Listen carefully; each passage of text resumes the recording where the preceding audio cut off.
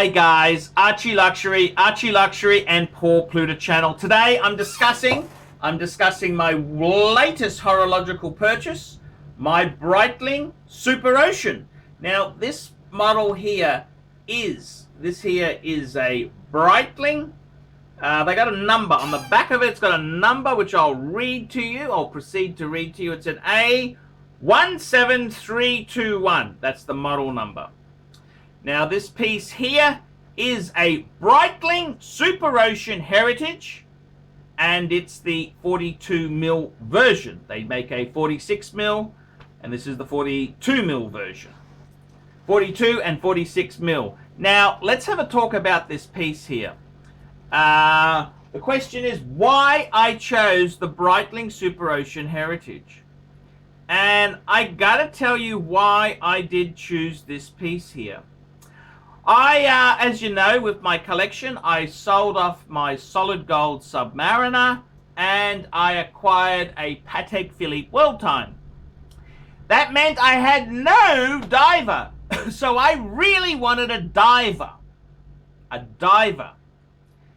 Now, I wanted something spicy and new to help me with my Google Ads ratings, because on the ArchieLuxury channel, I'm 30% down. The channel is dying. Guys, if you got friends who want to be entertained, tell them about the ArchieLuxury channel. I need subscribers and viewers urgently. Now, get back on key here. Why I chose the Breitling SuperOcean? That is a very good question. So, in my collection, I got rid of my gold sub, so I needed a diver. So one of the rules that really works for me to make yin and yang and happiness in life is that I have one brand per watch. So I already have a Rolex Explorer 2. That's my watch that I've always loved it. I know it's a little bit doggy now. That watch is not... The Explorer is the dog of the sports range, but it's the sports Rolex that always appealed to me. I had my first Explorer 2 Polar in the late 90s, 98. And I've always loved the Explorer Polar. So that's my one Rolex. So I thought, what else could I get there? So I started thinking about, what do I want? So my rule is one brand per watch. Now the reason I do that is otherwise I obsess over... I've been obsessing over having two Pateks. I've got one Patek, I got the World Time, thought, oh, I want another Patek, and that's really expensive ground to enter. So one watch per brand really does work for me. It makes me happy. I say, oh, I've got my Patek, no more Pateks. So it kind of helps me develop a meaningful, balanced, perfect collection. So then I started thinking, what dive watches do I really like? And I started looking at Panerai, PAMs. I like the PAM 111. But the problem with the PAMs, they're quite expensive. And there's so many super fake PAMs around there. I'm thinking, ooh, be a bit careful. And I don't see bargain price PAMs around there. Still, ooh... to get a PAM under 5,000 Australian, what's that? High threes US, very hard.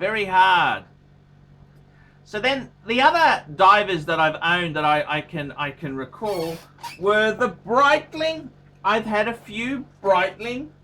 I have had a few Breitling SuperOcean. I had some Steelfish. I had two.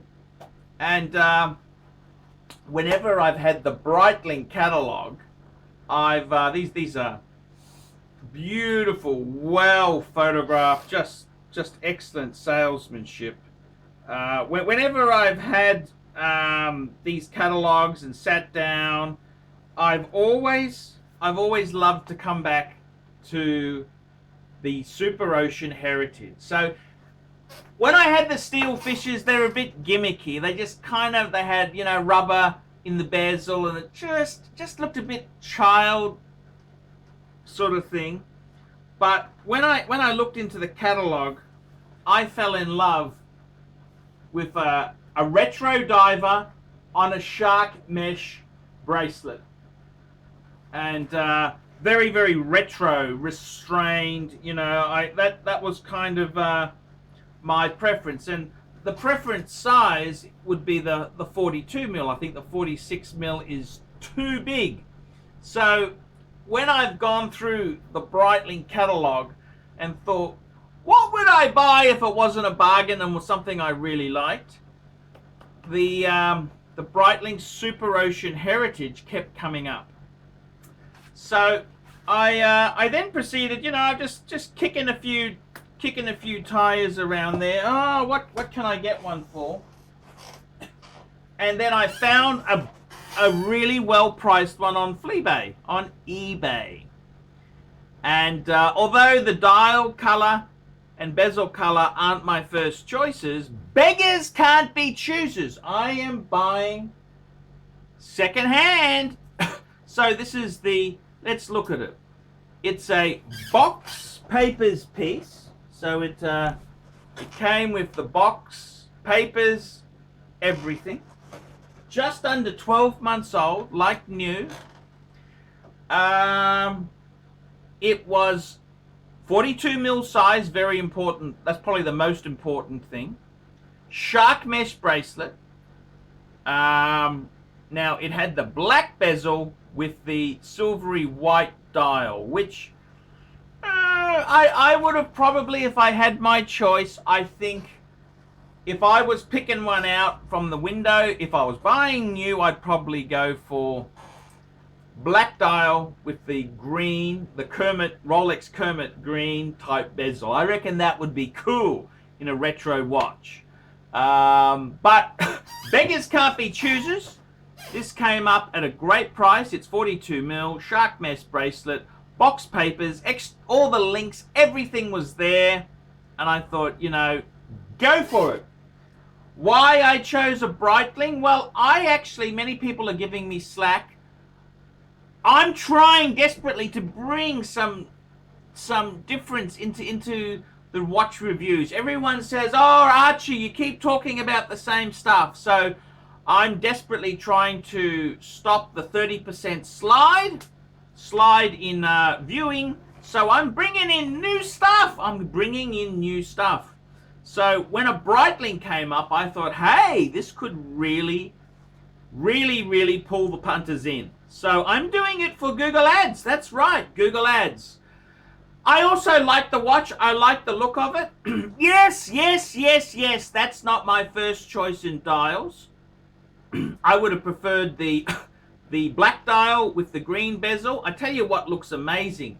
Christian from Theo and Harris has the same watch, 42 mil, Breitling SuperOcean Heritage. He's got it with blue bezel, with blue dial. That looks absolutely amazing. Absolutely amazing. Probably too cool for me. I couldn't pull it off. I'm not that cool to pull that off. But I gotta tell you, the SuperOcean itself there, absolutely.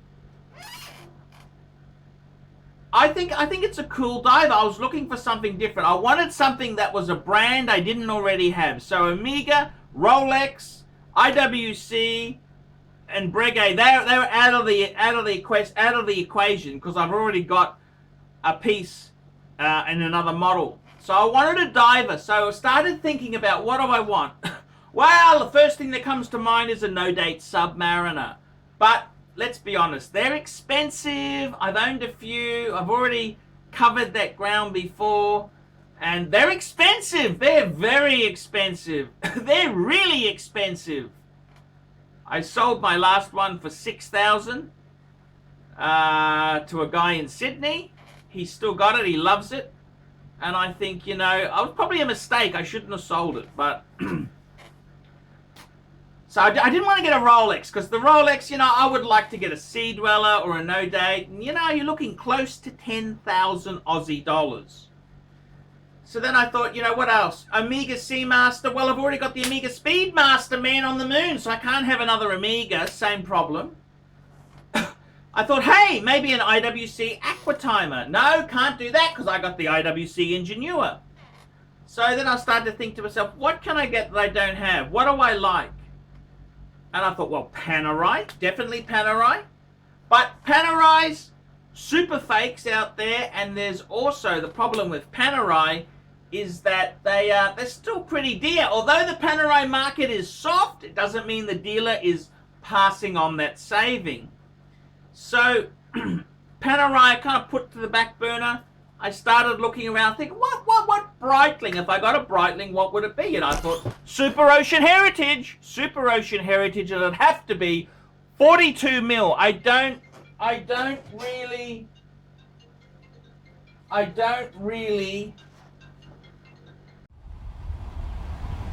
Dear F169BBS.com posters, I just wanted to congratulate you on having a YouTube celebrity, luxury goods guru and travel expert like ArchieLuxury on your site. He's a masculine, sexy and successful man. Be proud to have him on your site, the last bastion of free speech in the interweb.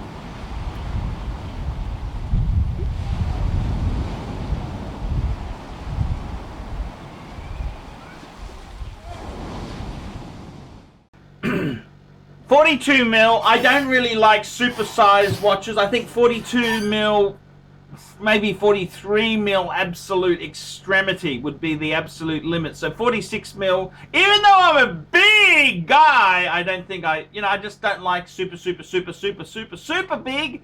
So 42 mil would be perfect. I love the shark mesh bracelet. I think it's so retro. It's just a good looking thing there. And then with the dial color, look, that's the only compromise. It's silvery white and the black bezel. I wouldn't mind black bezel with black dial, but hey, beggars can't be choosers. This was second hand. Now the thing is, it was second hand, box and papers, and it had this extra links, because normally I always need to buy the links. So this was a full kit and caboodle. So why I chose the Breitling SuperOcean Heritage, I gotta tell you, the reason I did choose it, it's simple. I fell in love with the watch in the booklet, the Breitling booklet. I owned a Steelfish and thought, oh yeah, a bit of a compromise. I had the SuperOcean Steelfish. I had the booklet, and I fell in love with the whole Breitling lifestyle. You got the Breitling, the Breitling wing walkers. You've got the Breitling, the DC-3. They restore historic aircraft. You think, wow, look at that. It's a Breitling. It's just such a cool sort of brand there. It's just a brand I like. I'm a sucker for marketing. And then when I really thought about it, I really wanted to get SuperOcean Heritage. That's just that retro look, no crown guard sub.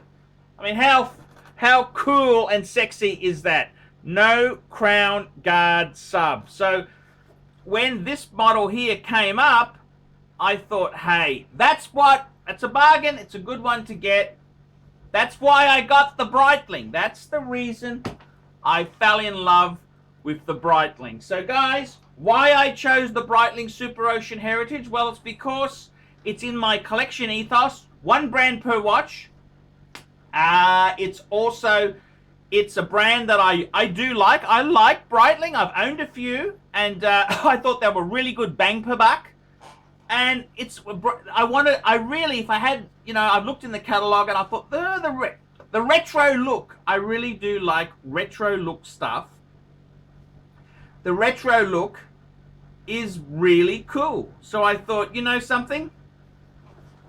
Pull the trigger, big boy. Pull the trigger. And that's why I chose the Breitling SuperOcean Heritage 42 mil.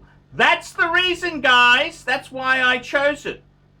And I like to be controversial. I desperately need to bring some ratings back in. So it's if that's not going to set the cat amongst the pigeons, I don't know what will. I'm Paul Pluter on the ArchieLuxury and Paul Pluter channel. Tell me what you guys think of that.